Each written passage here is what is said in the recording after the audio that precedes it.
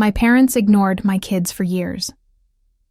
While funding my sister's children, but when they tried to, the peace in the world I'd worked so hard to build was shattered by a bouquet of flowers. It was a huge, ostentatious thing, an arrangement of white lilies with a scent so overpowering it made me sick. The smell was cold and cloying, the exact scent that had filled the air at my grandmother's funeral years ago.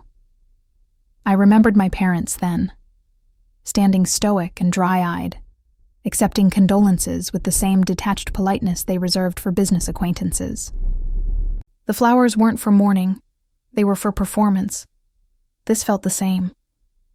Tucked among the waxy white blooms was a card, and my heart seized when I recognized the familiar perfect script.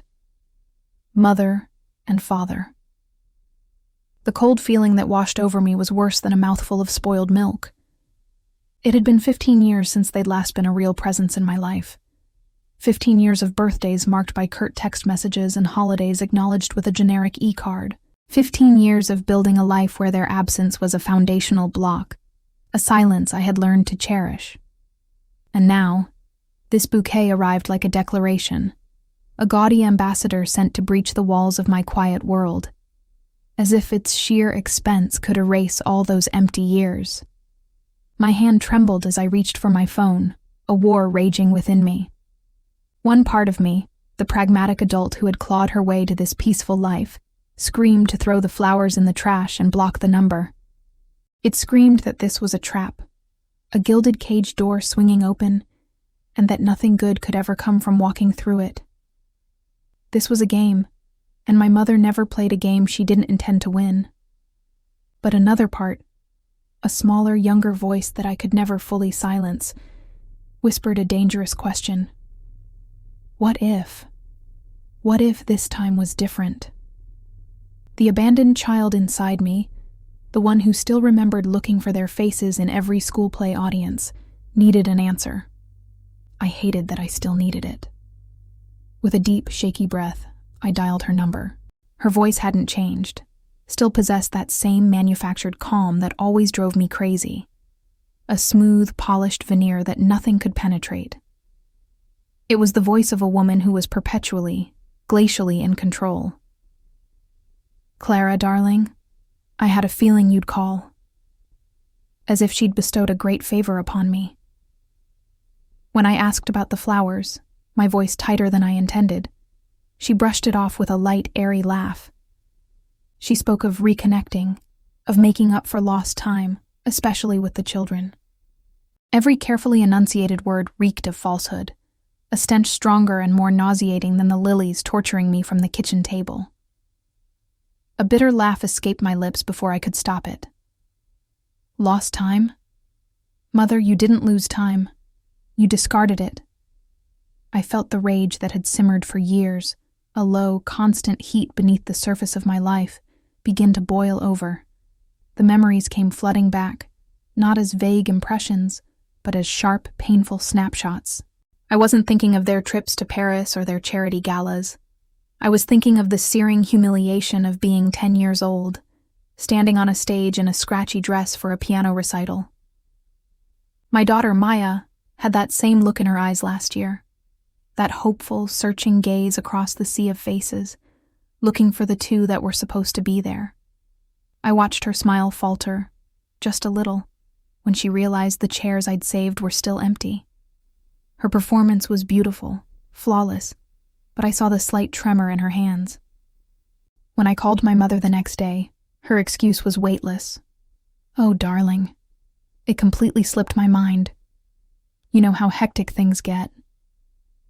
I was thinking of the confusion on my son Leo's face, season after season, when my parents never showed up to a single one of his soccer games. I remembered one Saturday, the rain pouring down, the air cold and damp. He was 8 years old, mud-streaked and shivering, and he'd scored the winning goal. He looked straight at me from across the field, his face alight with pure joy, his eyes instinctively scanning the small crowd of parents huddled under umbrellas. He was looking for them. I had foolishly mentioned they might come. The light in his eyes dimmed when he saw it was just me. Always, just me. My heart ached, remembering the weight of his small, disappointed body as I carried him to the car. The defensiveness that crept into her tone now, on the phone, only fueled my anger. "We did the best we could, Clara. It's not as simple as you make it out to be." I couldn't hold it back anymore. My voice was low, dangerous. "Then tell me about the locket." The guilty silence on the other end of the line was deafening. It was all the confession I needed. The silver locket from my great-grandmother, a delicate, hand-engraved heirloom. There were 2 of them, meant for her 2 granddaughters. Years ago, my mother told me mine had been lost during a move. I grieved for it, for that tangible link to my past. Then, 5 years ago, I was scrolling through my sister Amelia's social media feed. There it was. A photo of her daughter, Charlotte, at her 14th birthday party, smiling brightly. And around her neck, gleaming against her designer dress, was my lost locket. The old wound, scarred over but never healed, tore open again. It wasn't about the object's value. It was about the casual cruelty of the lie. It confirmed what I always knew. In their eyes, my children and I would never be worthy. And then, in a moment of undisguised arrogance, she revealed her true purpose. The reason for the call, for the funereal flowers, for this entire charade. "Well, we saw that marvelous article in the paper about Leo," she said, her voice brightening with a pride she hadn't earned. "Winning that prestigious science scholarship. It was even mentioned in the Boston Globe. All of our friends have been calling. We're just so incredibly proud." In that moment, the white-hot anger vanished. All that was left was a cold, profound emptiness. The final piece of the puzzle clicked into place with sickening clarity. My son wasn't a grandchild to be loved. He was a trophy to be shown off. His achievement wasn't a source of personal joy for them. It was a piece of social currency they could spend among their friends. They needed a new success story to tell at their country club, because I knew, from the little scraps of information that trickled down through the family grapevine, that their golden grandchildren, Amelia's kids, were in trouble. A steely, unfamiliar resolve rose up in me. It was the calm that comes after the storm has passed, leaving behind a landscape that is brutally clear. I had spent my entire adult life protecting my children from the poison of their conditional love, and I wasn't about to fail them now. I told her so, my voice even and steady for the first time in the conversation. I told her I was glad she was proud of Leo, but that he'd earned his success with relentless hard work and the unconditional love of a family that showed up, rain or shine. He had earned it, with things they knew nothing about. I told her we didn't need her bribed opportunities or her fake 11th-hour attempts at connection. "You didn't miss time," I said, feeling the weight and finality of every word. "You threw it away." I hung up the phone before she could reply, cutting off the source of the poison. The room was silent, but the victory felt hollow, drowned out by the sickly sweet smell of the lilies. They were a lie. I picked up the entire heavy arrangement, my arms straining, walked to the front door, and threw it straight into the outdoor trash can. The crash of the vase was the most satisfying sound I had heard all day.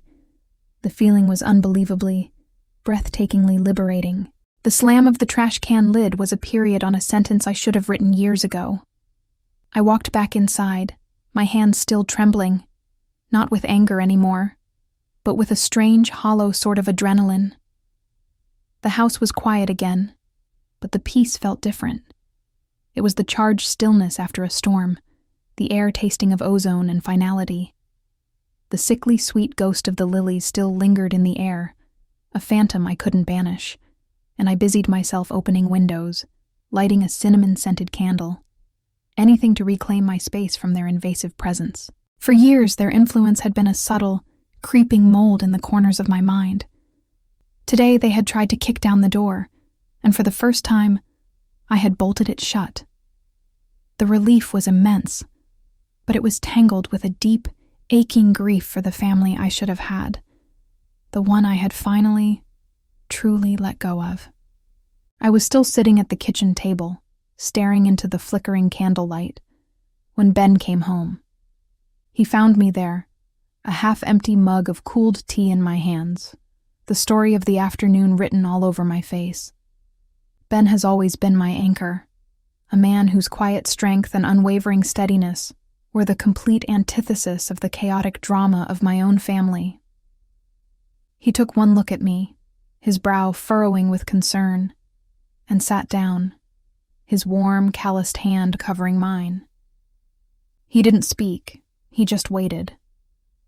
He knew I needed to tell it in my own time. So I told him. I told him about the ostentatious flowers, the chillingly familiar handwriting on the card, and the phone call that followed. I recounted my mother's polished, empty words, her talk of reconnecting, and lost time. As I spoke, I could feel the cold fury begin to rise in me again, a familiar tide. Ben listened, his expression hardening as the story unfolded. When I got to the part about Leo's scholarship being the true catalyst, his jaw tightened. He squeezed my hand. "So, let me get this straight," he said, his voice a low, dangerous rumble I rarely heard. For 15 years they couldn't be bothered. But the moment Leo achieves something they can brag about at their cocktail parties, they want front row seats, after everything. "That's the size of it," I said, a bitter taste in my mouth. "The absolute, unmitigated nerve," he breathed, shaking his head in disbelief. "What about the house, Clara? Did you forget about the house?" I hadn't forgotten. How could I? Hearing him say it brought the memory rushing back with the force of a physical blow.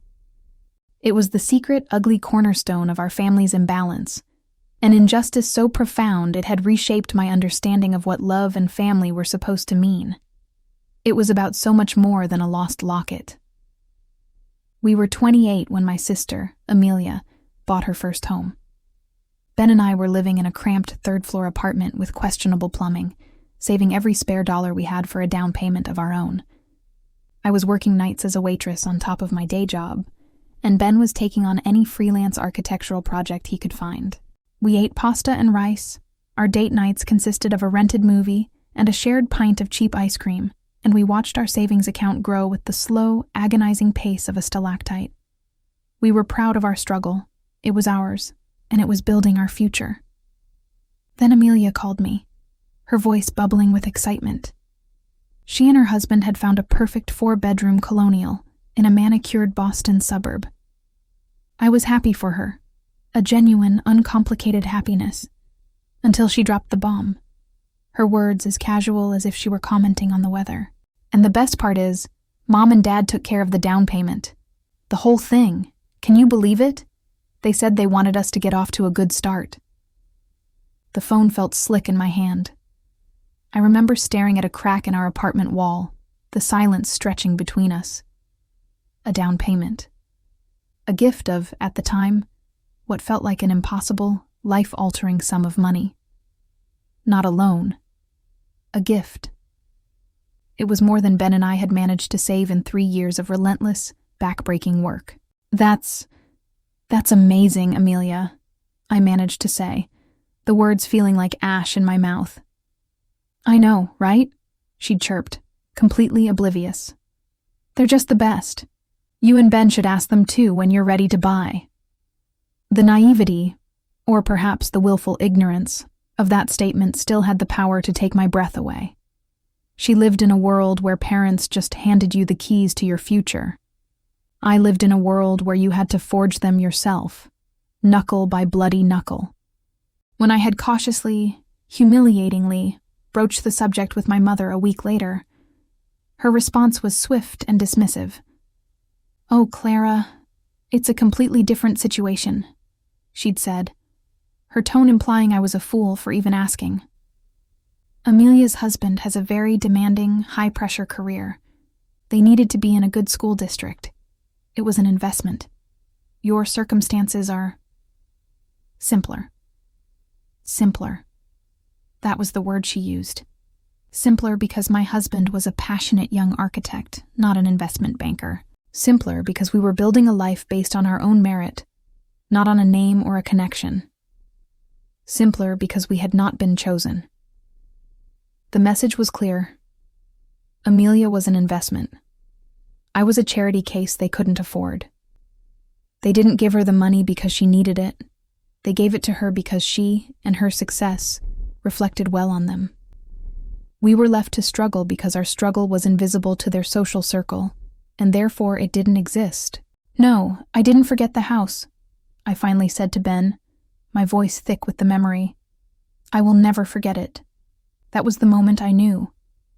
That was the moment I stopped trying to earn their love and just focused on surviving their indifference." Ben stood up and began to pace the kitchen, his protective energy filling the small space. "And now they want back in," he said, more to himself than to me. "Now that our kids are shining on their own, without a cent of their money or a moment of their time. They didn't invest a thing, but they want to collect all the dividends." He was right. That's exactly what it was. My parents viewed family as a portfolio. Amelia was their blue-chip stock, a safe bet that paid out predictable, respectable returns. I was the risky, artsy startup they'd written off years ago.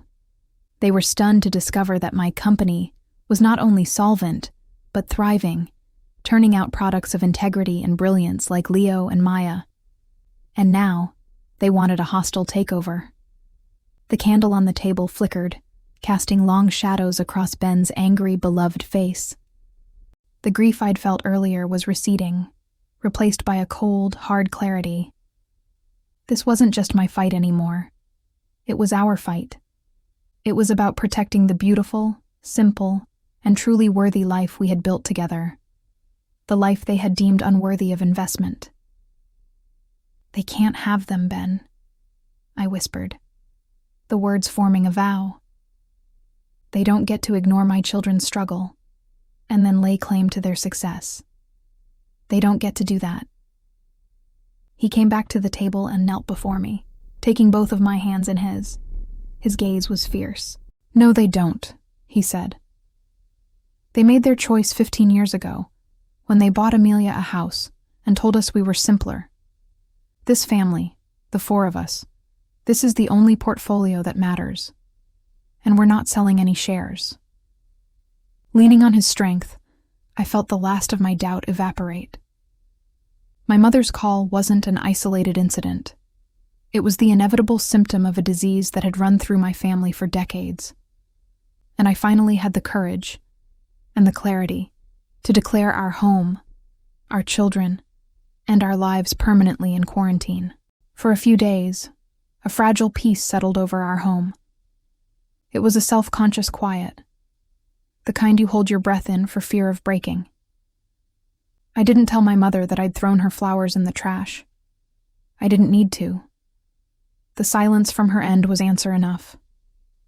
I allowed myself to believe, for a foolish moment, that it was over, that my single definitive rejection had been enough to cauterize the wound for good. I should have known better. My mother, Eleanor, does not accept defeat. She merely regroups and changes her method of attack. The assault began again on a Thursday evening. It wasn't a grand gesture this time, but something far more insidious. A phone call, her number flashing on my screen, making my stomach clench. Ben gave me a supportive nod from across the room, and I answered, putting the call on speakerphone so we could face it together.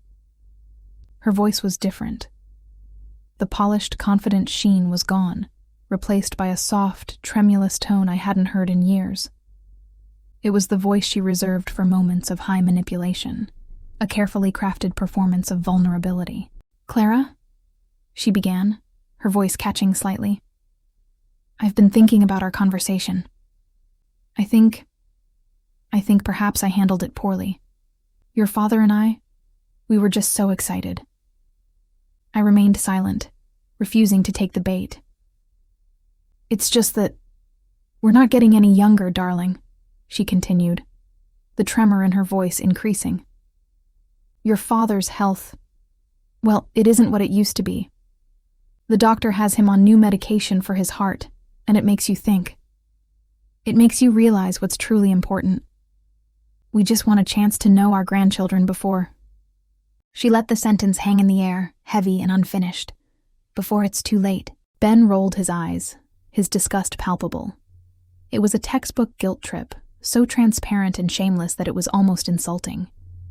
They hadn't bothered with his health on the thousands of days they could have called before. His mortality was now just another tool in her arsenal. When I still didn't respond, she shifted tactics, moving from the stick to the carrot. Your father was so impressed with Leo's accomplishment. He's been talking about it nonstop.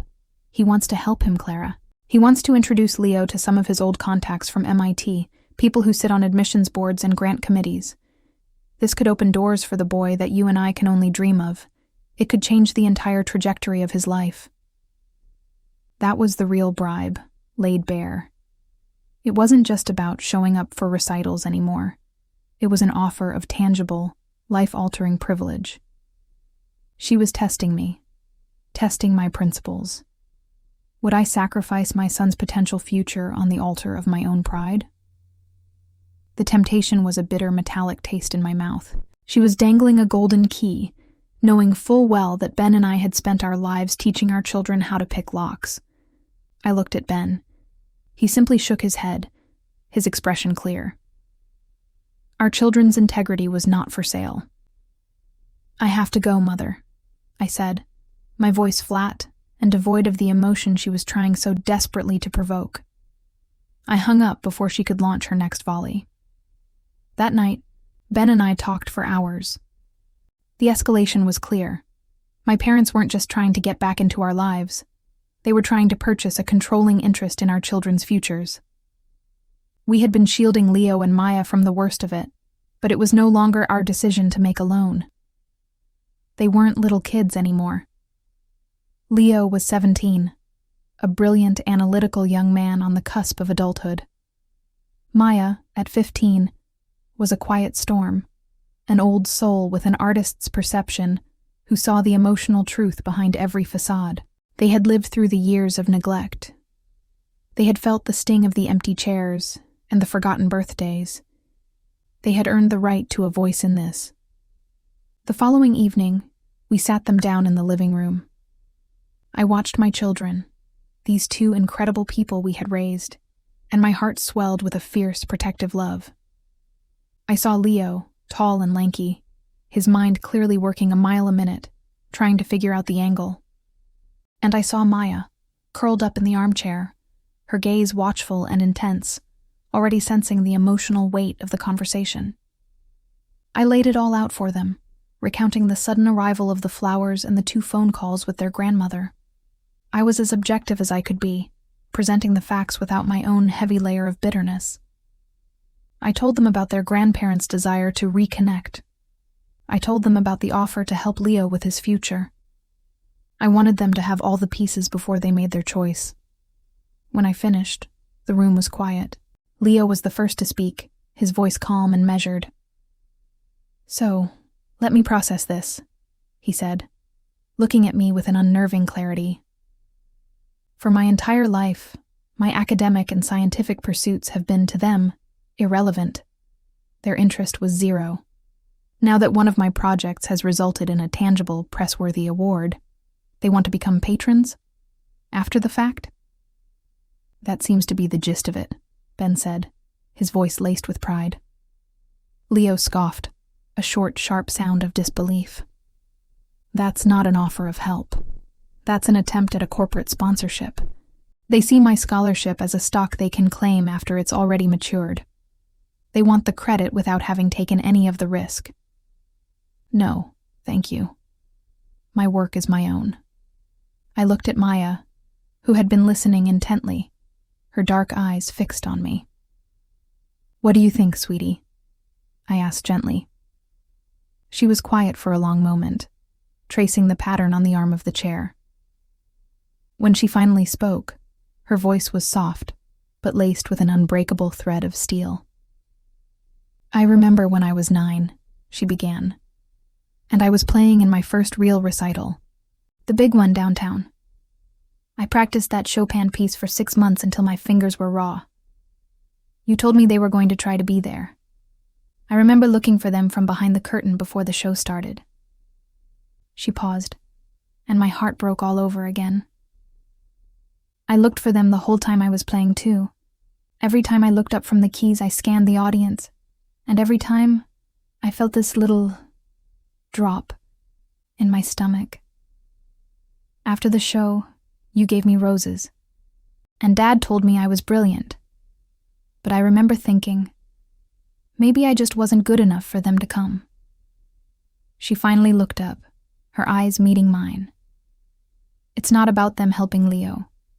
It's about the fact that I don't trust them. Their love feels conditional, like we have to earn it. I don't want a relationship that I have to get good grades to qualify for. We already have a family." The simple, profound truth of her words hung in the air. We already have a family. I looked at both of my strong, brilliant, clear-eyed children, and all the years of bitterness and anger I'd held towards my parents dissolved, replaced by an overwhelming wave of pride. I had spent so much of my life feeling like I wasn't enough for them, that my life was a disappointment.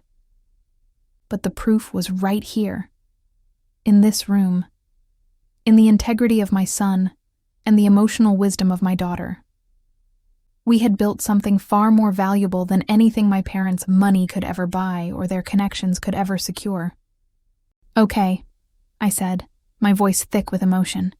"It's your decision, and your father and I will support you completely." "There's no decision to make," Leo said simply.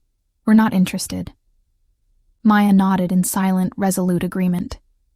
The united front of my children, their shared and unshakable conviction, was the final validation I never knew I needed. My parents' attempt to insert themselves into our lives had backfired spectacularly. Instead of creating a fracture, they had only served to temper the steel of our family's bond, forging it into something stronger and more unbreakable than ever before. That night, for the first time, I didn't feel like the abandoned daughter. I felt like the proud matriarch of a clan that had drawn its own border and was powerful enough to defend it. The morning after our family meeting, I woke with a sense of clarity I hadn't felt in my entire life. The gnawing anxiety that had been a constant companion since my mother's flowers arrived was gone, replaced by a calm, quiet purpose. I didn't need to build up my courage or rehearse what I was going to say. The words were already there, settled and solid. My children had given me the final piece of armor I needed. I waited until I had finished my morning coffee, the sun streaming into the kitchen where the phantom scent of lilies had finally, blessedly, faded. I dialed my mother's number and she picked up on the first ring, a sure sign of her anxious anticipation. "Clara, I was hoping you'd call," she began, her voice already shifting into that soft, manipulative tone. I cut her off. There was no room for performance anymore. "I'm calling to give you an answer," I said, my voice even and cool. "Ben and I spoke with Leo and Maya last night. We explained your offer. Both of them have decided that they are not interested in a relationship with you or in any help you are offering." There was a stunned silence on the other end. I could almost hear the gears in her mind grinding, trying to process a reality that didn't conform to her will. "What do you mean, they're not interested?" she finally sputtered. "That's ridiculous. This is about their future." "No," I corrected her gently. "This is about their past. It's about the 15 years you weren't interested in them. They haven't forgotten that, and frankly, they don't trust you. Their decision is final, and as their parents, we support them completely." "You've poisoned them against us," she hissed, the mask of vulnerability dropping to reveal the familiar, venomous anger beneath. "This is your bitterness, your jealousy speaking. You've always been this way." "Think whatever you need to think," I said, feeling a profound sense of detachment. Her accusations no longer had the power to wound me. "I'm just the messenger. This message is from your grandchildren. Goodbye, Mother." I hung up the phone, and this time, there was no adrenaline, no grief. There was only the clean, quiet hum of closure. I knew it wasn't truly over. My mother would not take this lying down. When you cut the head off a snake, the body still thrashes for a while. Her thrashing came 2 days later, in the form of a phone call from my sister. Amelia's voice was the auditory equivalent of a condescending pat on the head. "Clara, honey," she began, her tone dripping with false sympathy.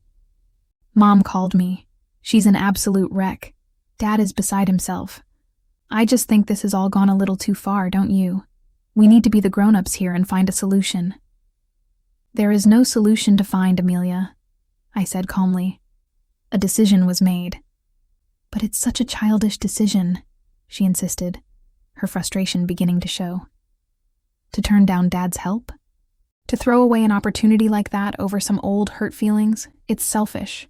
You're letting your issues with them hurt your own children." And that was it. That was the line.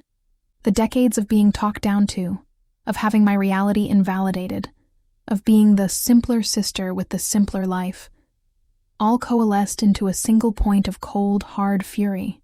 My issues? I let out a laugh, and it was not a pleasant sound. "Let me explain something to you, Amelia, since you seem to have a blind spot the size of that house Mom and Dad bought for you. My issues are not some vague, childish feelings. They are the direct result of a lifetime of being treated like a second-class citizen in my own family. And my children aren't being selfish. They're being smart. They're refusing to participate in a system that taught them their worth was negotiable." "Oh, don't be so dramatic," she scoffed. "Dramatic? You want to talk about dramatic? Let's talk about the fact that your entire adult life has been a performance piece funded by them. Your house, your car, your interior design business that has never turned a profit. You are a wholly owned subsidiary of Mother and Father, Inc. You talk about being a grown-up, but you haven't made an independent decision since you were a teenager. They didn't just give you a head start in life, Amelia. They bought you one. And you have been paying them back with perfect compliance ever since." The silence on her end was stark, vibrating with shock. I wasn't finished. "You pity me. I see it in your eyes every time we're forced to be in the same room. You pity my smaller house, my older car, my life that you see as so much less. But let me tell you what I have that you don't. I have a partner who is my equal, who has built a life with me from the ground up, and I have children who have a real work ethic.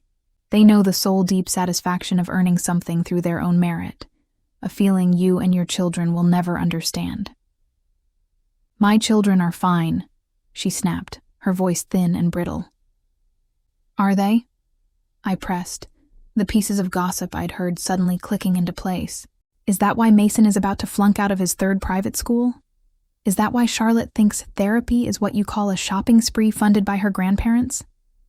You're not raising children, Amelia. You're curating dependence. You're teaching them that the solution to any problem is a check from their grandfather. You've given them a life without struggle, and in doing so, you've robbed them of the chance to develop a character. When the money finally runs out, and it will, they are going to be devoured by the real world. And that will be your legacy." I took a breath, the words pouring out of a place I had kept locked away for years. "So don't you dare call me and lecture me about what's best for my kids. My kids have something your money can't buy. Self-respect. They know who they are, not because of what they're given, but because of what they've built. And frankly, so do I. We're not interested in your parents' tainted money or their transactional love. We are building our own legacy here, one that's based on something real." The line was dead. She had hung up on me. I stood in my kitchen, the phone still pressed to my ear, my heart hammering against my ribs. But for the first time, it was not a rhythm of anxiety or anger. It was a rhythm of strength. I had finally spoken the truth, all of it. I had held up a mirror, and for once I hadn't flinched. That evening, the 4 of us sat around the dinner table. Leo was excitedly explaining a complex physics problem, his hands gesturing wildly. Maya was laughing, interjecting with a dry, witty comment that made him roll his eyes. Ben caught my eye from across the table and smiled, a warm, knowing smile that said everything. There were no grand gestures, no expensive gifts, no drama. There was just this, the simple, beautiful, chaotic music of a family that had chosen itself. The portfolio was secure, and it was more valuable than I could have ever imagined.